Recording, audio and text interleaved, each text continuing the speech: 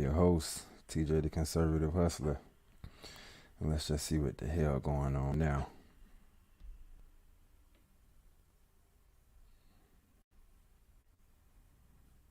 Yesterday morning, as Natasha Robin explains, a carjacking was captured on surveillance video.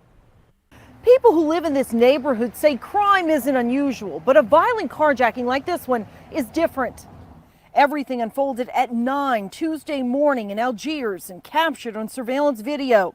Police say a 36-year-old woman was leaving her home when a man walked up as she's pulling away. He stops her, opens her door, punches her, and pulls the woman from her vehicle. At one point, you can see a gun during the struggle. The victim attempts to fight back, reaching and grabbing at the man in the driver's seat, but he takes off in her vehicle.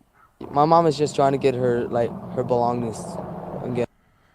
Ladies, you see a gun come in the picture, never start fighting. That's rule one.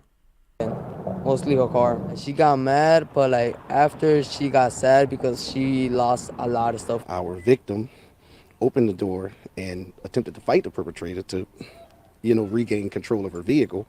And at that time, the perpetrator produced a black handgun, which caused our victim to retreat. Neighbors call the incident very unfortunate. They say the victim is a nice woman who keeps to herself. They say crime in general is a problem here. Many we talked to complained about constant gunshots. I hear it all the time. Very scary. Sometimes I want to get down on Who's doing it? Can you tell us that?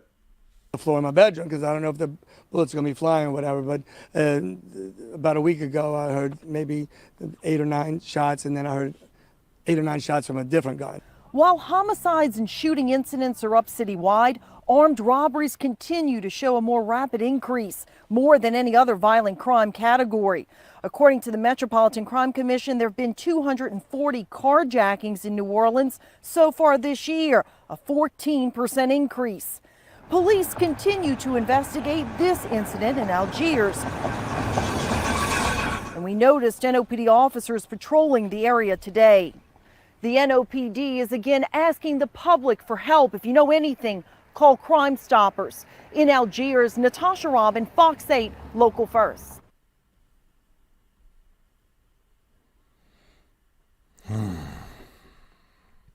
Can't go out, take your groceries out, huh? No police around for that. You don't want no police around for that, huh? Yeah, we live. What's going on? Yeah. Talk that now. Let's see what's going on.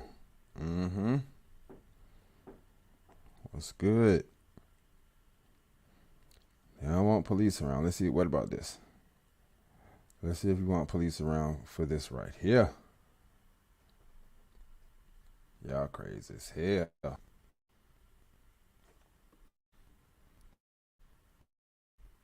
Oh. What are they doing?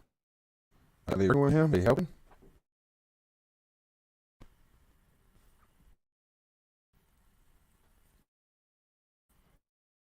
If you're looking for a nursing program where you can balance life and school, join us here at the University of Holy Cross. The one-on-one interaction with the faculty and staff members here really make a comfortable and nurturing environment where all students can thrive. here at the University of Holy Cross, I know they will help prepare me. 4 juveniles are arrested after leading New Orleans police on a chase across part of the city. Good evening and thanks for joining us. I'm Devin Bartolotta. And I'm Sharice Gibson. Police say they pursued the suspects all the way from Gentilly to New Orleans East. Yeah, Eleanor Tabone looks at the crimes investigators believe the group might be responsible for. The man you see on your TV is a home inspector.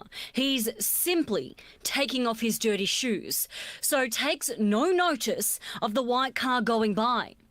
Until what appears to be 2 suspects approaching.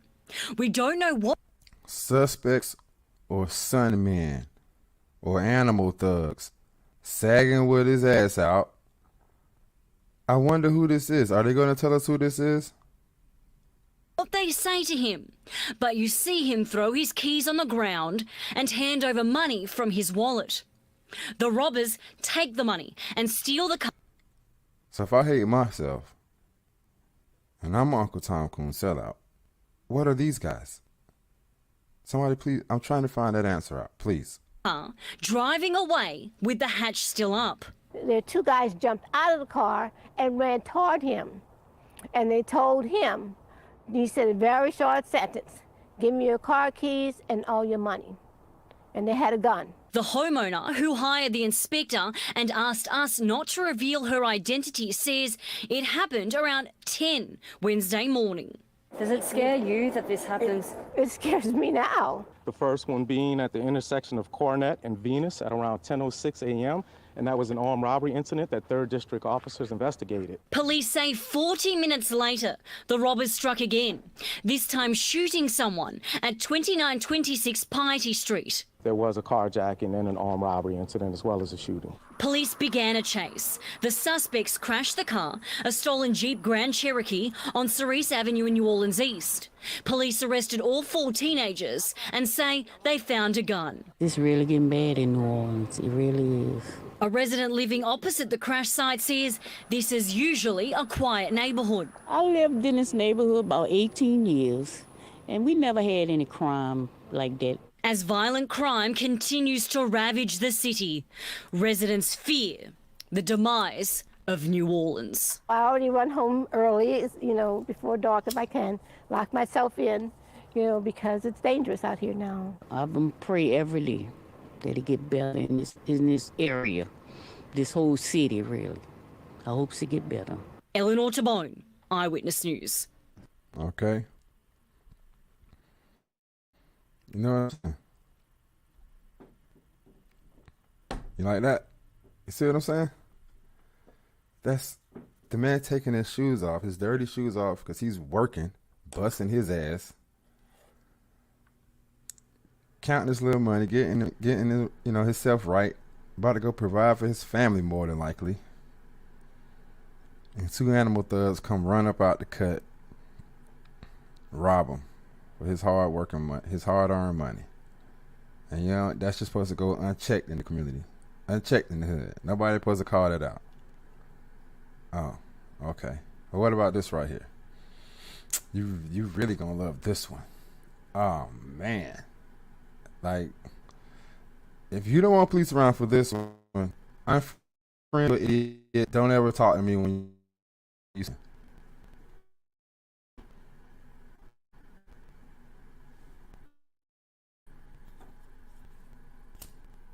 If you've been injured in a car wreck, come see me. Now, I'm not a doctor, and I can't get you better, and I can't write you a prescription, but I can get you paid. If you've been hurt, call Brad Eggenberg. Repping everything.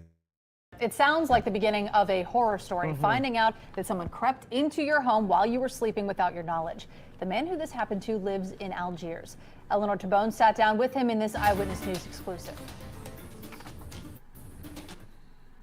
Imagine enjoying your afternoon nap only to wake up to a knock at the door. Outside, an officer telling you to be quiet because they believe suspects are inside your own home.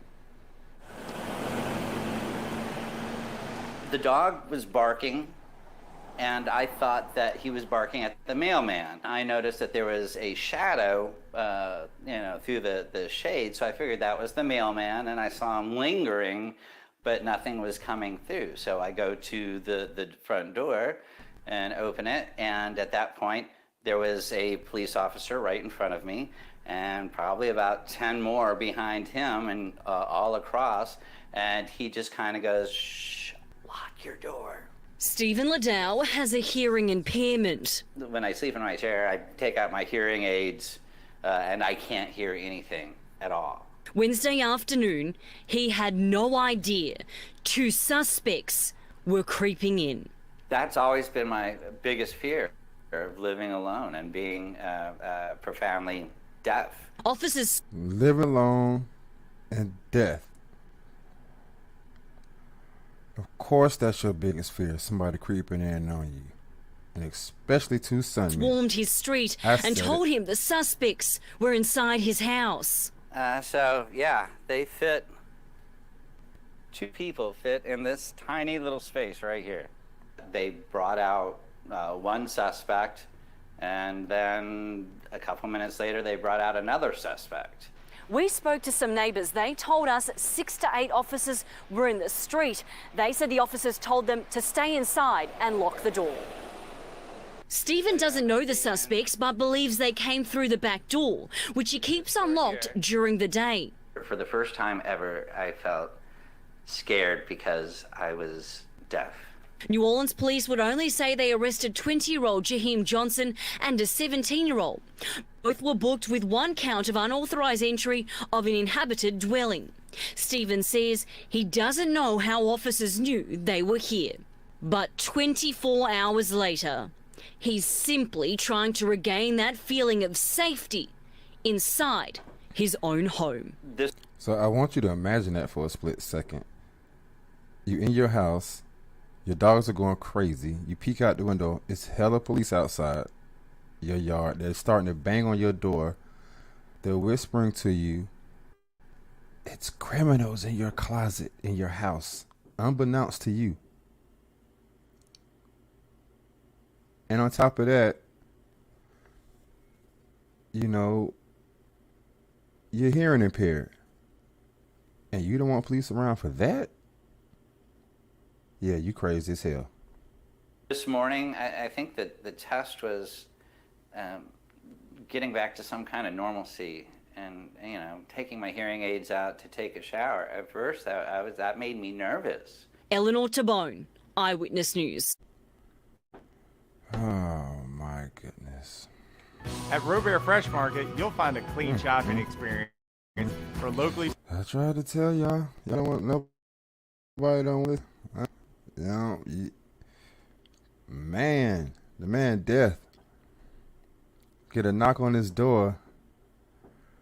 Police at his house. Criminals hiding in his closet. Wow. And nobody don't want police around for that. Wow. Now that's crazy. Man, what's going on? We live. Let's see what's going on in the community. Let's see what happened to throwing a rock through one. Damn. So you can easily manage your team's devices on the network with more 5G coverage, only from T-Mobile for Business.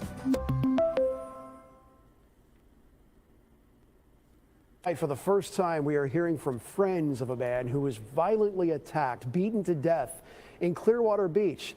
They tell us they're still devastated by what police are calling a completely random act of violence. ABC Action News reporter Wendy Lane tonight with the story.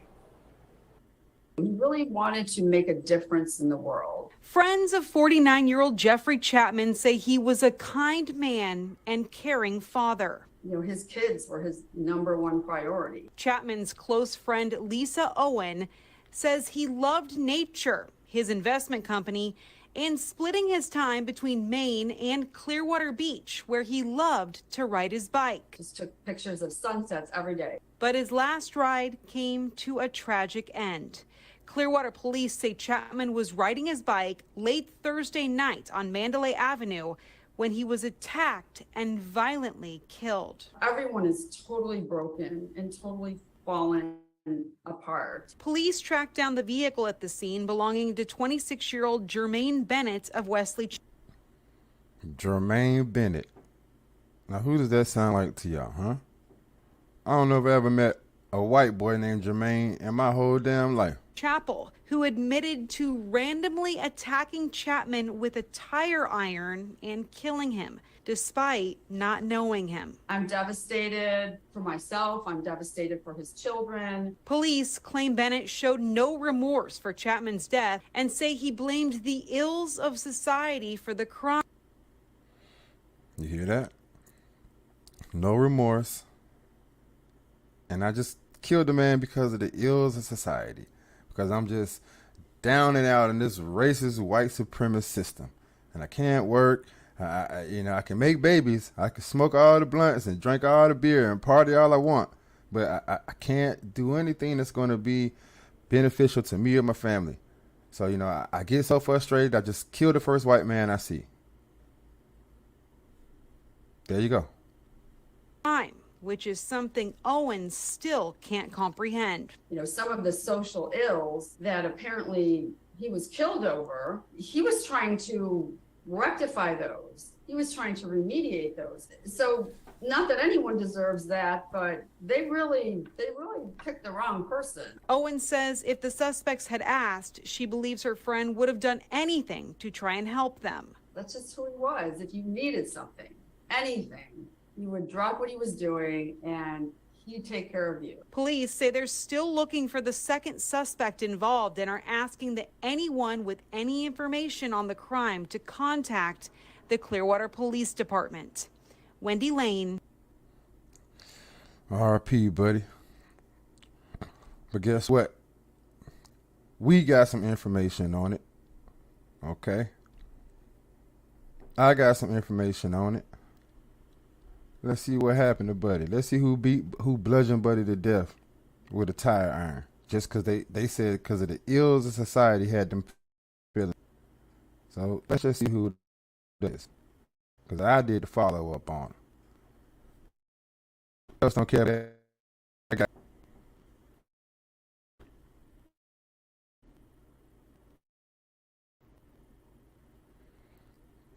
crazy as hell. Tonight, friends and family of a bicyclist murdered in Clearwater are raising a glass in his memory. Just hours ago, his loved ones toasted to his life and justice. And this is Nightside. I'm Dave Wagner. And I'm Carolina Lee. The vigil tonight came just hours after police arrested two men accused of his murder. They say they beat Jeffrey Chapman to death after also beating an elderly. Okay. Do we gotta keep going through this every week? The ill society made him do that. Beat the man with a tire iron. They couldn't get mad enough to go get a job to prove the system wrong. They couldn't go, try to do anything constructive with their time. They found the time to beat a man to death with a tire iron. And if I hate myself, and if I'm Uncle Tom Coon sellout, what the hell do you call them? Elderly man and smashing cars in St. Petersburg. As 10 Tampa Bay's Hannah Deneen explains, his friends spent the night honoring his legacy. Senseless and horrendous. That's how police described the deadly attack on Jeffrey Chapman. But tonight, here in Clearwater, his friends and loved ones are trying to look past his tragic death and remember the vibrant life he lived. As such a pure soul. When you hear the salt of the earth, you think of Jeff. Like his daughter put it, an old hippie soul, and Friends say 49-year-old Jeffrey Chapman was a free spirit. He enjoyed traveling, laughing over a good beer, and had a soft spot for animals. A native to Bangor, Maine, he loved spending the fall and winter months on the beach in Clearwater. Just generous and such a giving heart. And while nothing can bring Jeff back, his friends are relieved to see justice served. To know that someone's going to have some repercussions for it is what gives us a better sleep. Jeff's body was discovered in the early hours of October 21st. The next day, police arrested 26-year-old Jermaine Bennett after they say he admitted to the killing and showed no remorse. This Tuesday, a second man, 18-year-old Savon Morrison, was arrested in connection. 18 years old. You see what I'm saying? You can't compete with somebody, the thinking in this knucklehead. 18 years old. Willing to throw his life away. He's willing to go sit in a box in a cell. He's willing to go sit in his bathroom every day for the rest of his life and come out for 1 hour and go back into his bathroom. And you think you can compete with somebody like that? You crazy as hell. Connection to the murder. Police say videos the men took of themselves, text messages, and the tire iron used as a murder weapon connected the men to the... Ooh. They videoed themselves having fun. This is fun to them. This is fun to the animal thug. Okay? I know. I was once one. So you're the homeowner. You're the one marching up and down the street. For them. You come outside and see that. You do what now? String of crimes. They are despicable criminals who will face their consequences for their actions in the criminal justice system. They took a good man from his family and his friends way too soon. Now, with heavy hearts, those friends are raising glasses to Jeffrey tonight, saying that's exactly how he'd want his life to be celebrated. In Clearwater, Hannah Deneen, 10 Tampa Bay. Police believe Beat the man to death with a tire iron for no reason. Bennett was the only one who attacked Chapman, so he's charged with first-degree murder. Investigators believe Morrison initiated that attack by pushing Chapman off his bike. He's charged with principal to first-degree murder. 18 years old. Principal first-degree murder. Wow. Wow. Let's get into this last one, man. Let's get into this idiot who can't keep his hands off his baby mama. Let's get into the idiot who can't keep his hands off his baby mama, like a lot of idiots. Like a lot of idiots on here. Keep their hands off their child's mother, or any female for that matter. But you'll learn. Crazy.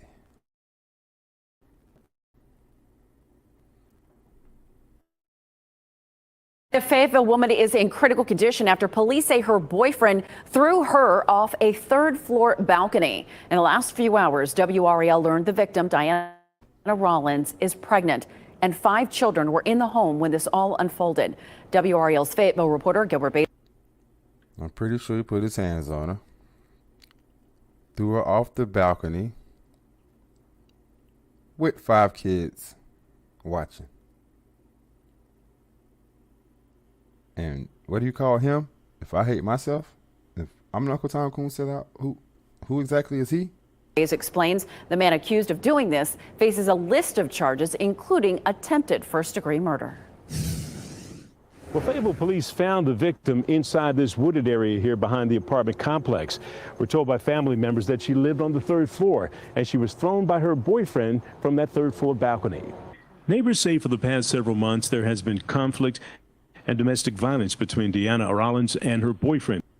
Look at this animal thug putting his hands in that beautiful little light-skinned thing, putting all them babies in it just to abuse it in front of the babies.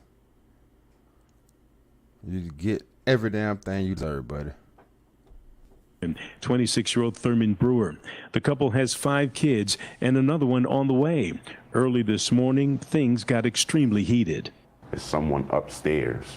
We heard the fighting. We heard the arguing.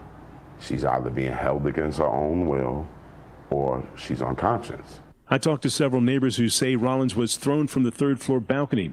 Police found her about 20 feet in the woods behind her apartment.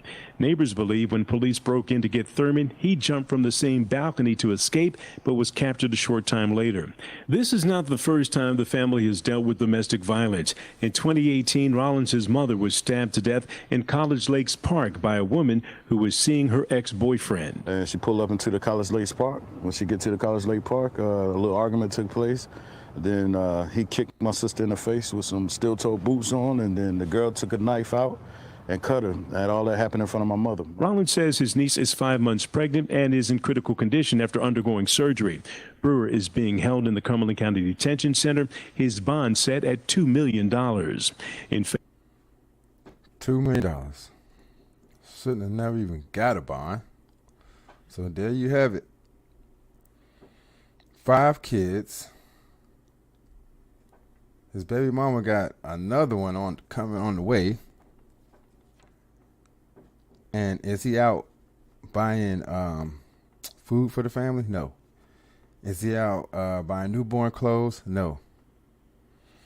He's beating on his baby mama, grabbed her, yoked her up in front of the kids, and threw her off the balcony of threw her off the 3rd floor of apartment complex. Wow, you don't want police around for that.